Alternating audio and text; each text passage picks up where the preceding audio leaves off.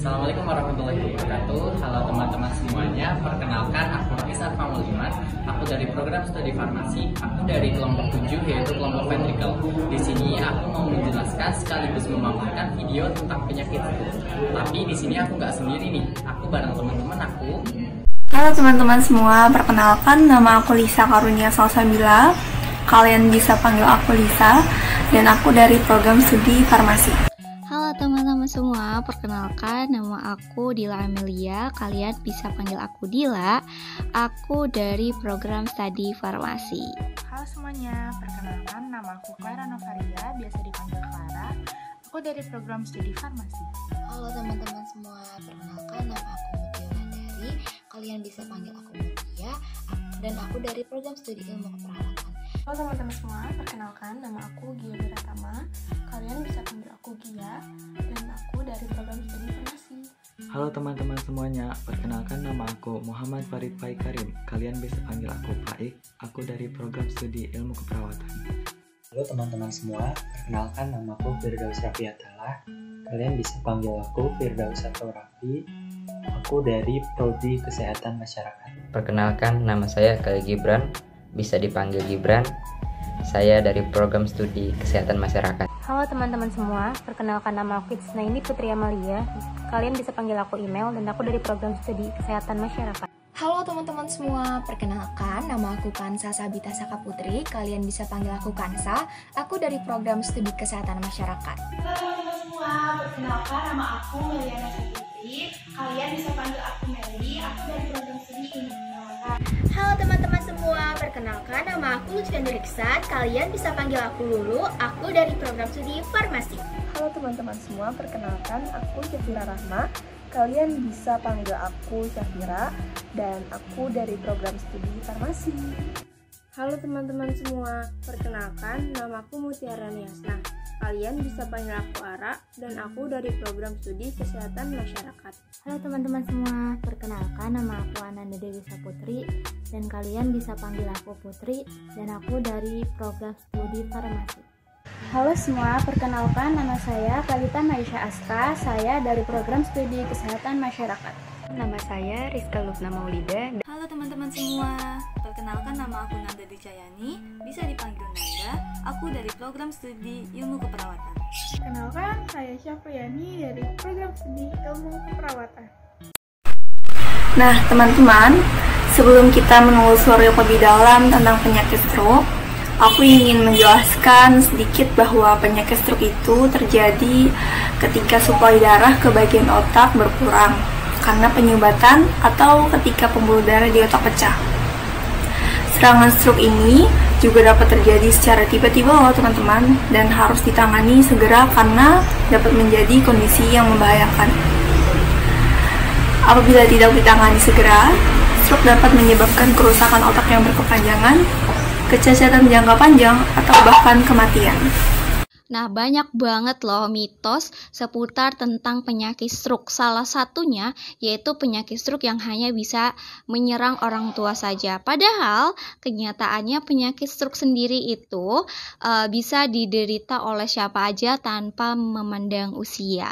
Sayangnya berdasarkan data dari Kementerian Kesehatan, ada sekitar 80% masyarakat Indonesia yang nggak tahu menahu sama sekali tentang apa aja sih gejala dari penyakit stroke. Sehingga hal ini menyebabkan banyaknya keterlambatan penanganan pada pasien stroke.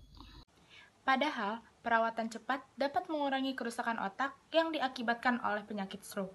Dengan cara kita mengetahui gejala awal dan tanda-tanda dari penyakit stroke, maka kita dapat mengambil langkah lebih awal dan kita dapat menyelamatkan nyawa. Nah, teman-teman, mari kita simak video penjelasan tentang penyakit stroke berikut ini. Di sini aku akan menjelaskan pengertian penyakit stroke. Stroke adalah penyakit pembuluh darah otak yang menyebabkan terjadinya kerusakan di suatu bagian otak yang disebabkan oleh terganggunya aliran darah. Saat terjadi serangan stroke, sel otak dapat mati hanya dalam hitungan menit. Akibatnya, bagian tubuh yang dikontrol oleh bagian otak yang rusak akan kehilangan fungsinya. Angka data World Health Organization atau WHO menunjukkan bahwa kematian sebesar 7,9% dari seluruh jumlah kematian di Indonesia disebabkan oleh stroke. Berdasarkan data dari Riset Kesehatan Dasar atau Rikesda pada tahun 2013, bahwa prevalensi stroke di Indonesia berdasarkan diagnosis tenaga kesehatan yaitu sebesar 7/1000 penduduk dan yang terdiagnosis tenaga kesehatan. Prevalensi stroke berdasarkan terdiagnosis tenaga kesehatan dan gejala tertinggi terdapat di Sulawesi Selatan dengan 17,9%, Daerah Istimewa Yogyakarta 16,9%, Sulawesi Tengah 16,6%, dan diikuti Jawa Timur dengan 16%. Secara umum, ada dua penyebab utama penyakit stroke. Yang pertama, arteri yang tersumbat atau stroke iskemik, dan kebocoran atau pecahnya pembuluh darah atau stroke hemoragik. Stroke iskemik adalah jenis stroke yang paling umum terjadi ketika pembuluh darah otak menyempit atau tersumbat. Ketika stroke iskemik terjadi, maka akan menyebabkan aliran darah sangat berkurang atau iskemia. Pembuluh darah yang tersumbat atau menyempit ini disebabkan oleh timbunan lemak yang menumpuk di pembuluh darah atau disebabkan oleh bekuan darah dan kotoran lain yang mengalir melalui aliran darah. Paling sering dari jantung, kemudian bersarang di pembuluh darah yang ada di otak. Kemudian stroke hemoragik terjadi ketika pembuluh darah yang ada di otak mengalami kebocoran atau pecah. Faktor-faktor yang berhubungan dengan stroke hemoragik meliputi tekanan darah tinggi atau hipertensi yang tidak terkontrol, pengobatan berlebihan dengan pengencer darah atau antikoagulan, tonjolan di titik lemah di dinding pembuluh darah atau aneurisma, trauma seperti kecelakaan mobil, deposit protein pada dinding pembuluh darah yang menyebabkan kelemahan pada dinding pembuluh darah. Gejala penyakit stroke. Yang pertama yaitu mati rasa yang terjadi secara tiba-tiba atau kelemahan pada di wajah, lengan, atau kaki, terutama pada satu sisi tubuh. Yang kedua yaitu kebingungan, kesulitan berbicara, atau kesulitan memahami pembicaraan.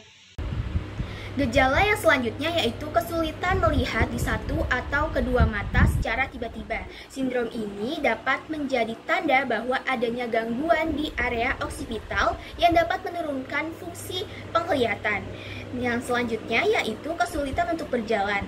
Stroke ini terjadi ketika suplai darah ke otak terhambat karena adanya penyumbatan. Hal ini dapat menyebabkan kaki terasa tiba-tiba lemas.